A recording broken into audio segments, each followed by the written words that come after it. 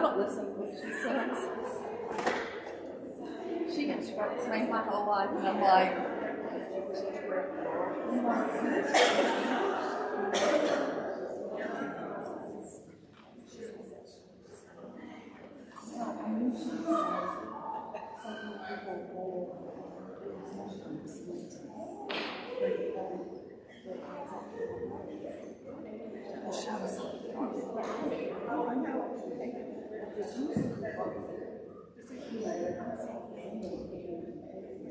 Can I sit up here?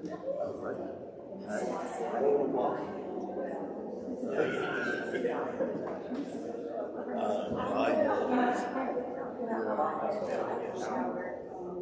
Don't worry.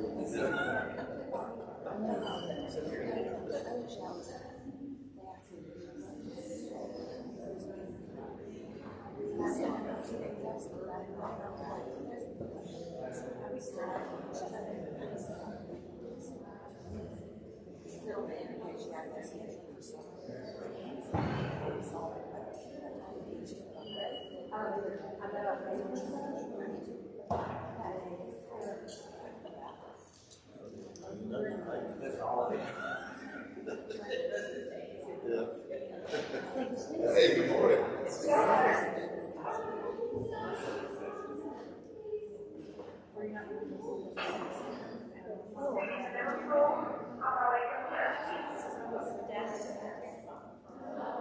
it starts, I think, at 9.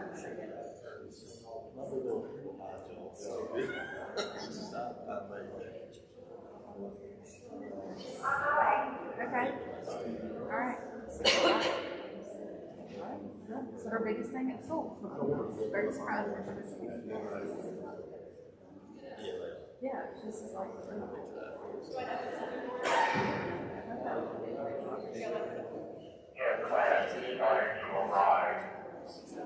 yeah, why do you think she would all take the rest of everything? It's fine, whatever. She's not upset with us.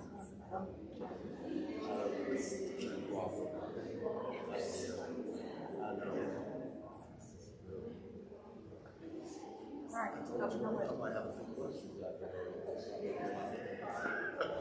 I mean,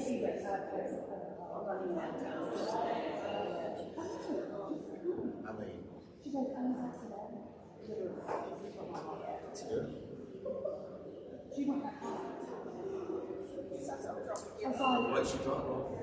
right. I was like, why do you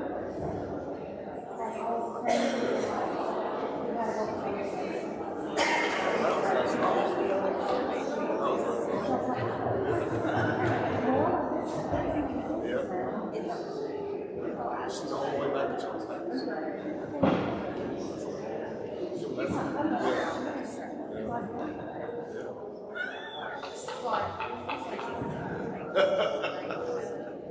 like, just a little bit. It's more expensive.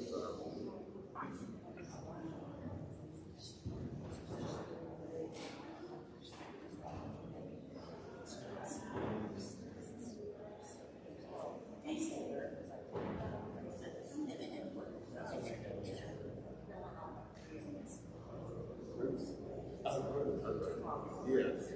Now she's saying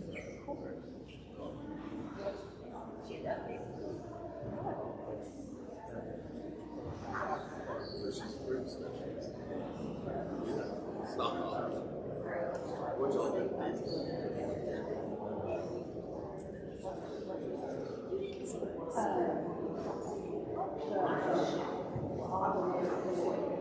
oh yeah, I'll never get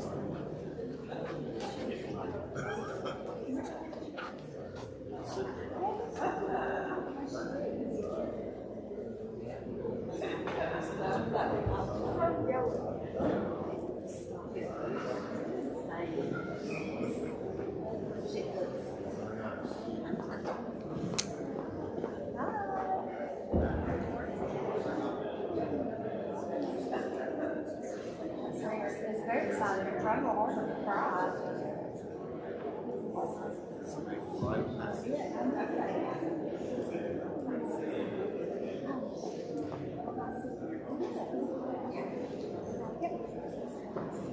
Come back. Adult bar. Yes, I must not have said that name. I apologize. Yeah. Did I order one?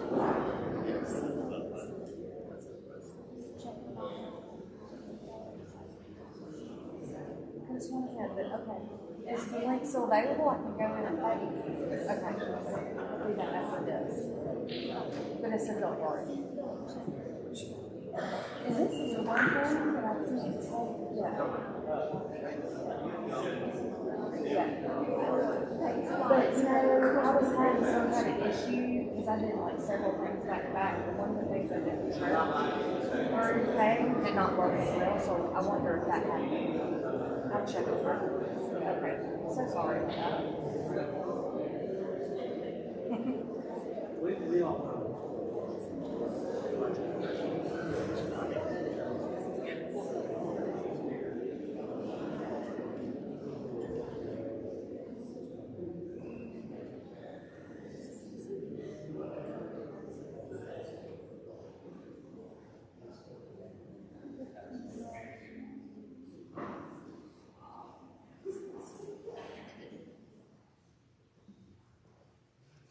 Good morning. Welcome to day 2 of Fifth Grade Speeches.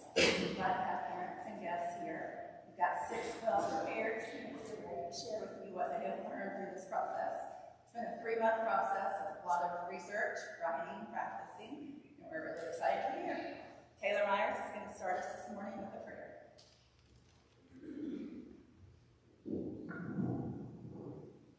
Good morning. Please bow your heads. Dear Lord, thank you for this wonderful morning and all the kids, parents, and teachers in this room. Please give these students the bravery and courage to do their absolute best on their speeches. Let them not be nervous and allow them to enjoy it. Allow everyone to see their talent and amount of work and time that went into each and every speech. Let us have an enjoyable, safe rest of our day. Amen. Please welcome Bishop Kelly, who is speaking on Freddie Freeman.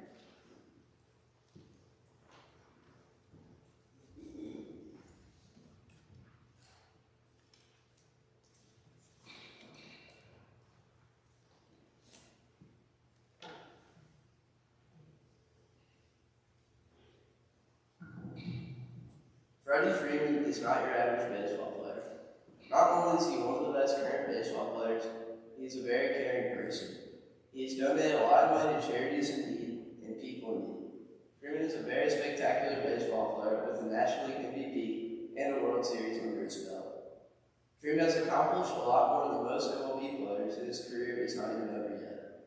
Freeman is a role model to young players on and off the field.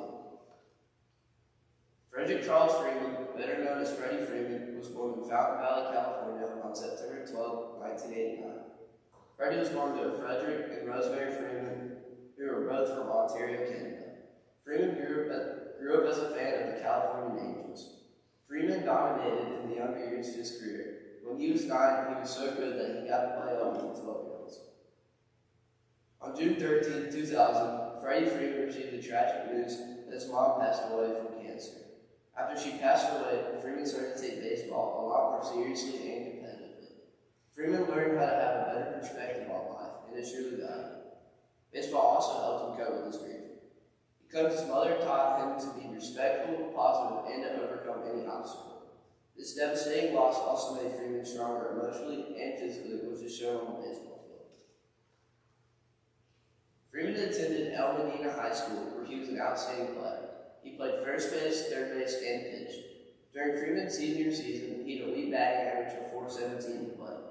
He was also awarded the Orange County California Player of the Year. for 2007. With his elite level of play, he received many scholarships from various Power 5 schools. He decided to stay close to home though and signed a letter of intent with California State University to play college baseball.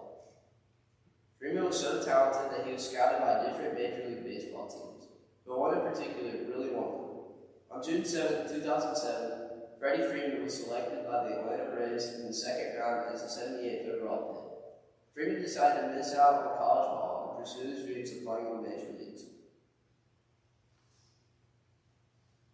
Freeman made his debut with the Gulf Coast Braves the same year. Freeman was the 5th best prospect for the Braves according to Baseball America. Freeman played for the Single-A Run Braves in 2008. He was still young, so the Braves wanted to get him a lot of experience before he was ready for the big stage. Over Freeman's minor league career, he did .286 batting average with 334 RBIs. He slowly worked his way in the ranks, battling injuries and outworking others. On September 1st, 2010, Freeman received the big news that he was going to play in the majors. A couple days later, he got his first career hit against the Miami Marlins. A few weeks later, he got his first career home run against the Philadelphia Phillies. He had a .167 batting average through 20 games played that season. The Braves decided to not include Freeman in the playoff roster.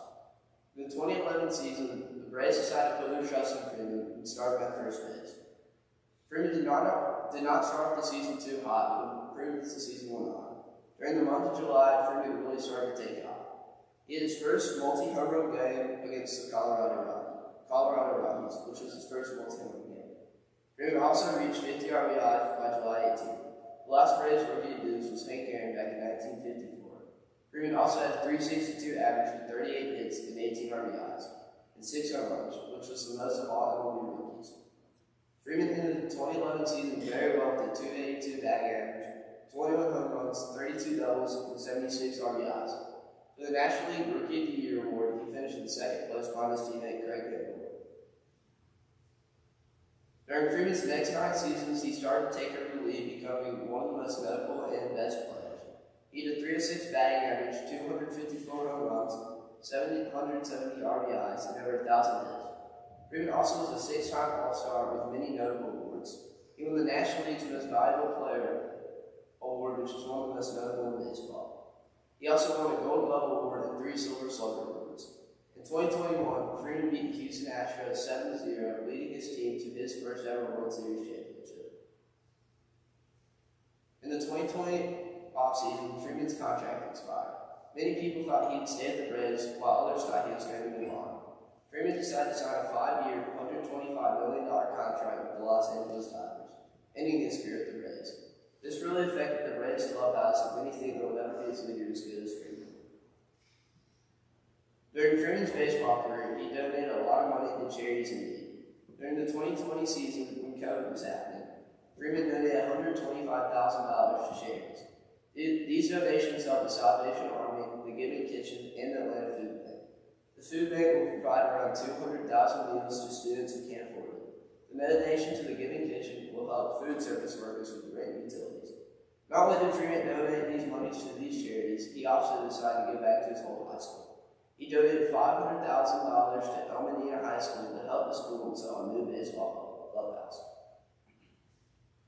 In conclusion, not only is Freddie Freeman a good baseball player, but he is also a good role model on and off the field. He teaches young players how to be grateful and respect others. Thank you. Please welcome Julian Pyle, who is speaking on Taylor Swift.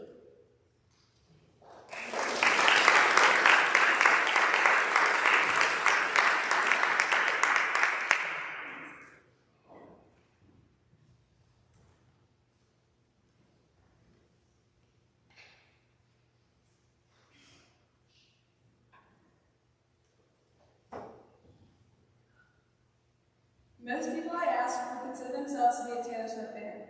This is most likely because she is one of the most popular music artists in the world. Swift's music appeals to many because she wrote different types of music and her songs do not belong to just one musical genre. Also, her lyrics connect with some people because her songs write about things that happen to her or other people. Taylor Swift is one of the world's most influential artists because of her music's appeal to a varied fan base and the ability for others to connect deeply with her lyrics. Taylor Allison Swift was born on December 13, 1989. She was born in a town in West Reading, Pennsylvania. Swift started music at a very young age. She started singing at age 10 locally at Venice. Swift sang the national anthem at a Philadelphia basketball game at age 11. She started playing guitar and performing and writing songs that same year. Her debut album was called Taylor Swift, and she released that album in 2007 at age 16 years old. Her second album she released is Fearless. She released that album in 2008 at age 18. She got her ideas to write her songs from boys and breakups and things that happened during her teenage years. Her song, Love Story, was written about Romeo and Juliet, and Swift being Juliet and the boy being referred to as Romeo.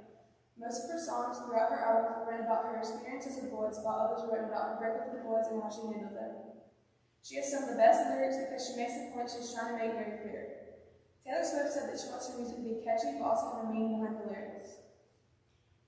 Swift makes the themes of her albums very clear. Swift's debut album, Taylor Swift, was written about her growing up life and how she started as a musician. It was also written about romantic relationships with boys. The song Tim McGraw was inspired by her senior boyfriend in high school. Swift quotes that her Fearless album was written about getting back up and fighting for what you want over and over again. She wrote about not being afraid of finding her worth. Her album Speak Now was written about her breakups, which is what most of her albums were written about. But Swift's Red album was also written about some stuff in her personal life. 1989 was when Swift went from her schoolgirl era to her New Life in New York era. Some people would say it's her most memorable album. Some of her songs from the album were written about her breakup with Calvin Harris. In her Reputation album, she expresses herself to be a powerful, independent woman. She wanted to make a comeback and an impression on people. Next comes her Lover album, which people claim to be her more happy, delightful era. It is meant to give more of a loving, delicate feeling and the feeling of falling in love. Her Folklore album tends to be more mellow and slower music. Swift claims this to be her Reset album. Evermore is her 9th album, which is separate from her Folklore album, but they are claimed to be in one era because of the similar music type and similar lyrics and messages. Her 10th album, Midnight, was released in 2022, and she got back to more upbeat music and tunes. That album is meant to give more of a dreamy feeling to listeners. Her country albums were her first 3 out of her 10 albums. They were Taylor Swift debut album, Fearless, and Speak Now. When Taylor Swift switched to pop music, her first pop album was Red. Some of her songs from her Red album are country songs, but the rest of her album is mostly pop music. She states that when she was writing her Red album, she had 1 foot in country and 1 foot in pop. The rest of her 7 albums are pop music. Taylor Swift's most sold album was in 1989, and it sold over 14 million copies. Taylor Swift has maintained her popularity throughout all of her albums. She did not start gaining more popularity when she started using her pop music. People loved Taylor Swift when she was in her country era and pop era, which makes her so iconic and influential. Taylor Swift is a huge icon with a net worth of $450 million at just 33 years old. Taylor Swift is a very influential individual because she has lots of support from other celebrities. She has great relationships with other music artists, which causes her not to have lots of hate. Lots of people support Swift, and she shows a lot of appreciation towards her fans and other artists. People also relate to Swift in lots of ways. She writes about breakups and boys and how people struggle with those things, and lots of other people relate to those lyrics. Her music videos also relate to her songs a lot. Her music has a meaning and sends a message to people. In 2011, her song Mean was nominated for Best Video with Social Message because she expressed how mean boys and people were to her. People enjoy watching Taylor's music videos because of how well they are put together. She won the Best Female Video Award in 2009 for her music video You Belong With Me. Also in 2009, Swift won her first Grammy. In 2013, she won Best Female Video Award for her music video I Need Your Trouble. Blank Space also won Best Pop Video, Video of the Year, and Best Collaboration Video. She has won very many awards over her whole career. Swift won another Grammy at the age of 20 in 2013. Taylor Swift is a very influential artist because of her crossover genres and the ability for other people to connect and relate to her lyrics. She kept her fame when she switched from country to pop music. Swift has lots of support from other celebrities. She has some of the best music videos and won very many awards for them. Taylor Swift never lost her fame, and she is very iconic, and her music speaks to lots of people throughout the world. Thank you. Please welcome Hudson Kuhn, who is speaking on Japanese food culture.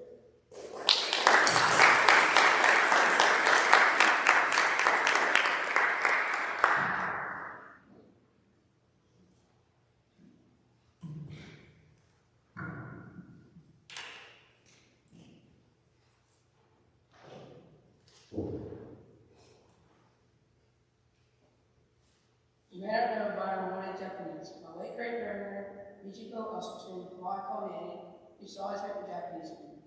Delicious homemade food in a Japanese cuisine by Barrett, and people interested in the culture surrounding it. Japanese food culture is fascinating to me because of its history, customs, and the 4Gs. The history of shrimp fruit is a big part of Japan's long cultural past. In ancient times, the Japanese diet consisted of mostly rice, soups, and steamed vegetables. Very little meat was eaten. In more modern times, fish became a staple in the Japanese diet. Dishes like sushi and sashimi are more of the well-known Japanese dishes. Green tea is also another popular item in Japanese cuisine. And it was a Chinese tradition that the Japanese adopted in the 9th century. All these foods play an important role in Japanese culture. While many Japanese food customs are well known throughout the world, there are some that may be surprised to you. Chinese cuisine does not just rely on a tasty meal, but gives a lot of insight on the culture surrounding it. One example is the roasted on miso soup. Miso soup, which is made from miso or soy paste, should be viewed more as a drink. First, you make the broth, then you eat the remaining tofu and seaweed with chopsticks. Japanese culture has very unique rules when it comes to dining etiquette. Sushi should be gently dipped in soy sauce. By dipping the sushi rice in soy sauce, the rice becomes too soft and loses its sticky texture, which is important for the construction of sushi. You should turn the side of fish in it and dip the fish in soy sauce. You should also consume sushi rolls in one bite. The sushi rolls in Japan tend to be much smaller than supersized rolls we get in the United States. It is very important to be aware of the table etiquette in Japan. So your minute shiny, you don't offend anyone. You should never stick your chopsticks in your bowl or rocks across your plate. This is considered rude. Instead, you should put your chopsticks in your chopstick holder, which is, if this is not available, you should float a napkin for the next plate. Don't be afraid of serve your soup. Serving noodles in Japan culture is a sign of appreciation, shows how much you enjoy your food. When finishing a meal, you should not cover up your napkin set up into your plate. This is considered rude and shows a lack of respect to the staff. Diners will try to fold up the napkin and put it next to the plate. Tipping is also discouraged in Japan. It is not customary. It is valuable for Japanese workers to take pride in order. Therefore, employees have the highest standard when supplying a service and don't feel the need to accept additional gratitude for their work. Japanese cuisine is known as Bushiku, which means harmony of the food. It consists of principles that describe how to get a harmonious blend of ingredients. The principles are referred to as the 4Gs. The first G is Gomi, which represents the 5 tastes. Gomi describes what Japanese call a harmonious balance of 5 flavors, which is salty, sour, bitter, and umami. If you don't know, umami is a savory flavor, which is derived from fish and mushrooms. Each meal has a blend of these flavors to create a specific taste. The second G is Goken, which represents the 5 senses, and is a reminder to cooks to be mindful not only of the taste, but also of sight, sound, smell, and touch. Our senses help us recognize how delicious something is. We use our sense of sight to see what the food looks like.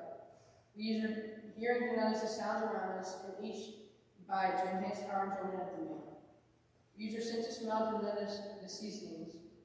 We use our sense of touch when we put the food into our mouths and feel the amazing texture of the food. Our sense of taste helps us enjoy the flavor, but all of these senses are important to Japanese cuisine. The third G is Goshiki, which represents the 5 colors. The 5 colors are red, yellow, green, black, and white. All of these colors mean something or are used to express the excellence and nutritional balance of the meal. Red and yellow are warming colors, which represent the appetite. Green represents a refreshing feeling, white represents a feeling of cleanness, and black creates a sharp contrast in the whole dish.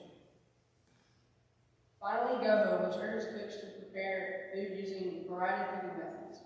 The 5 cooking methods are Nama, Nuru, Yoku, Musu, and Oguru. Nama, which is the first cooking method, means cutting, and is very important for Japanese culture. The second cooking method, Nuru, which means simmering. Simmering means submerge an ingredient in hot water, making it softer. The third cooking method is Yoku, which means grilling. The fourth is Mushi, which means steaming. And finally, Oguru, which means deep frying. Using all these cooking methods creates different texture and diversity of the meal. Charities Free Culture internationally because of its history, etiquette, rules, and customs. I've learned a lot about the rules and customs, and the most interesting thing I learned was the 4 Gs. Gami, Gokin, Yoshiki, and Goho. I've learned a lot about researching these, and I'm excited to learn more. Thank you. Please welcome Lucy Champion, who is speaking on women in professional baseball.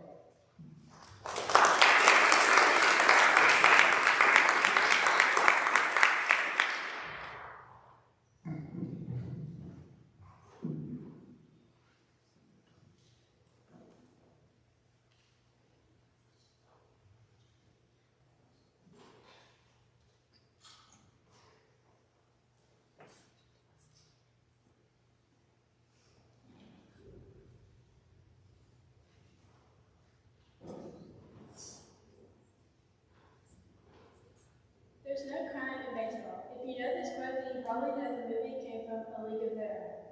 This film is possibly the only thing people really know about the All-American Girls Professional Baseball League, or the AAGPBL.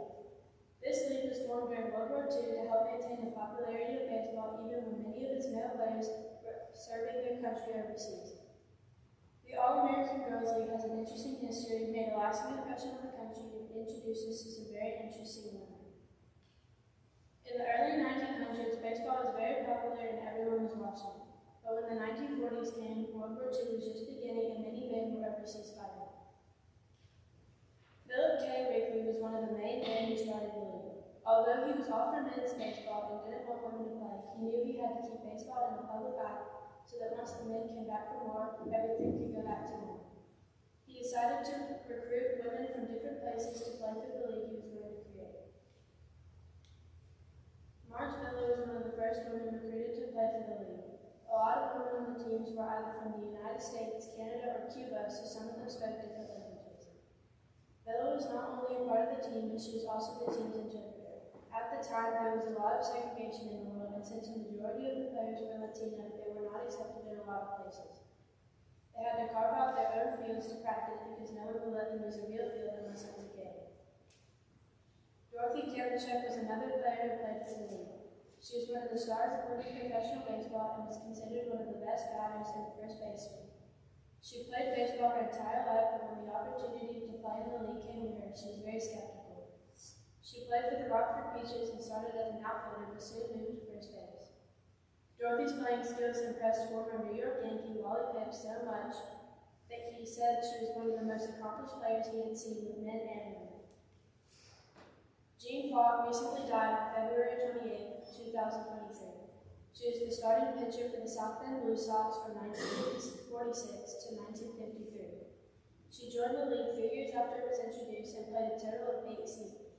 She won 140 games, which is the second most in the league's history, and she holds the league's record for the highest run average. In 1951, she was named Player of the Year, which was the same year her team was named playoff champs. On July 21, 1951, Falk pitched her first perfect game and the first in the whole league. She struck out 11 people and only let 2 balls reach the outfield. Many people said that Falk was one of the best players in league history. With so many men gone to war, women had to fill the jobs in offices and factories, but sports took a hit because there were no men available to play. It was difficult for women to play on professional sports teams because at the time none of the men in the sports industry took them seriously. President Franklin Roosevelt mentioned the idea of women playing baseball, and Philip Wrigley made that idea into a reality.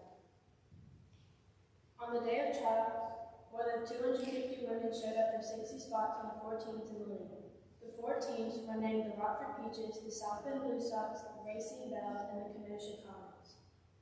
They played a total of 108 games in one season. Many people called them the Bells of the ballgame. These teams allowed women to have a sort of freedom because there was so much going on in the world at the time. By 1954, 10 teams were formed and they had almost over 1 million fans watching them play. Instead of keeping the rules how baseball had them, they changed the ball to be bigger and you had to pitch underhand, which is how softball is still played today. The people who ran the league wanted to make women embody the highest ideals of womanhood by making them wear lipstick and skirts. They had to go to charm school and learn proper etiquette before they were allowed to play in the league. All of the women in the league actually got paid fairly well. Because of the money earned after the league ended, many of the women were able to go to college and get an education. Once the war ended and all the men came back to play baseball again, the league stayed popular. Former Major League players even managed some of the teams. The league was popularized by a movie that came out in 1992 called A League of Their Own. This movie sparked people's interest in the league, and many people started researching the league because the movie intrigued. The league eventually ended after 11 years because of economic difficulties. The AAGPBL not only created lasting changes for all who played in the league, but also changed the world even after it ended. Thank you, and please welcome James Mitchell, who is speaking on the Greenbrier Resort.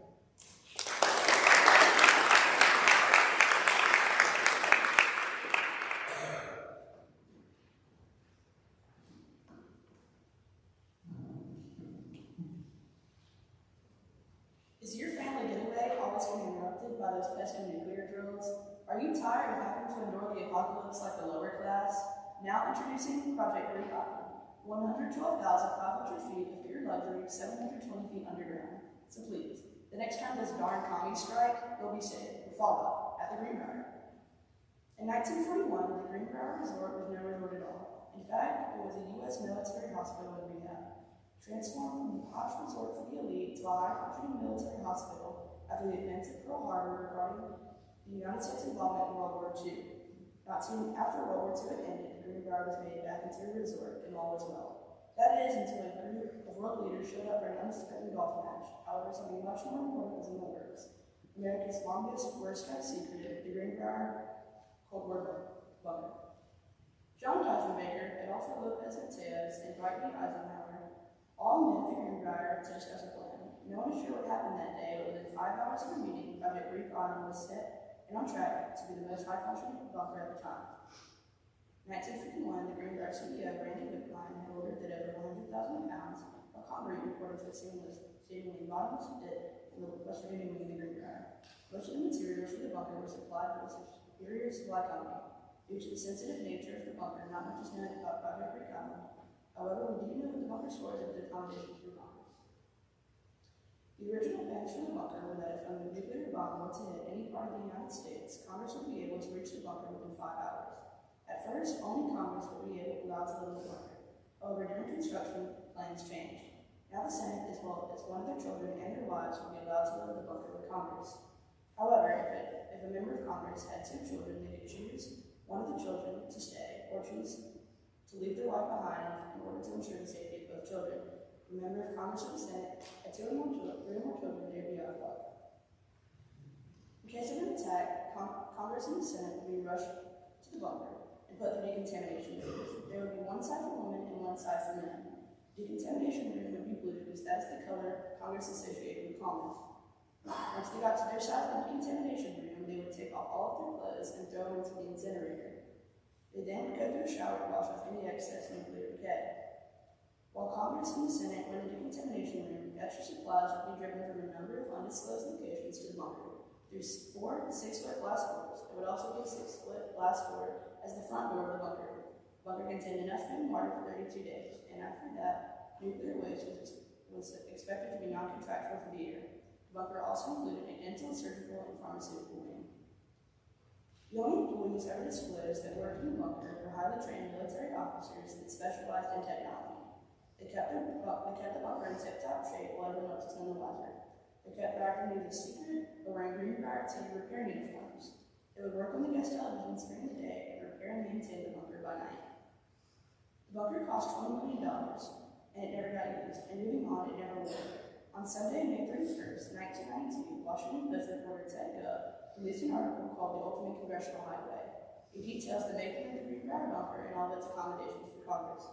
All of a sudden, the next day, the CEO of the Greenbrier called its associates and told them that they were going to reveal a 34-year-old relationship with the United States government. One day, a total of 33 people knew, and the next day, the entire world knew. However, since the bunker was unearthed in the 90s, it would not be reliable to withstand a nuclear attack today. Although many people thought that it could be used in 9/11 and the anthrax attacks on our capital and country. However, it is not fully confirmed by the United States government.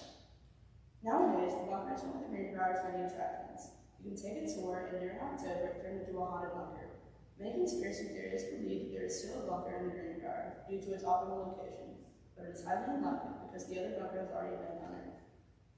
In conclusion, the Greenbrier has been a commonplace for high-class politicians for years, and if worse comes to worse, they might just have to stay. Thank you. Please welcome Lexi Eaton, who is speaking on the cruise industry.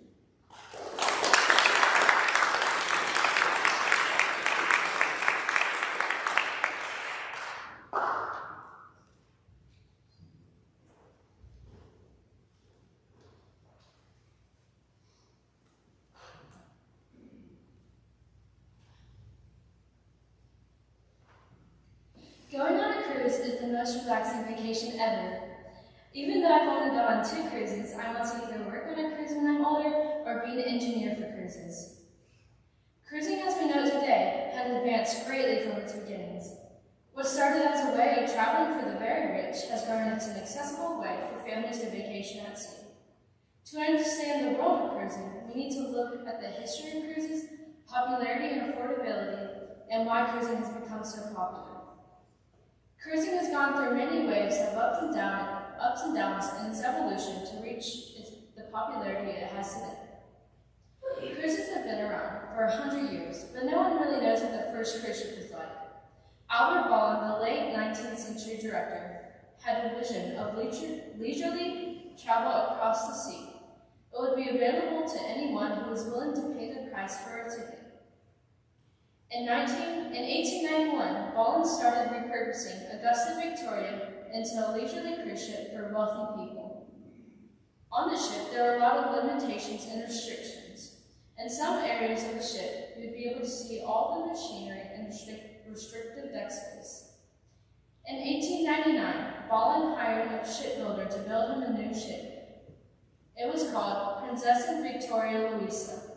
It was the first ship that was a non-private excursion ship, according to James Delgado, a marine archaeologist.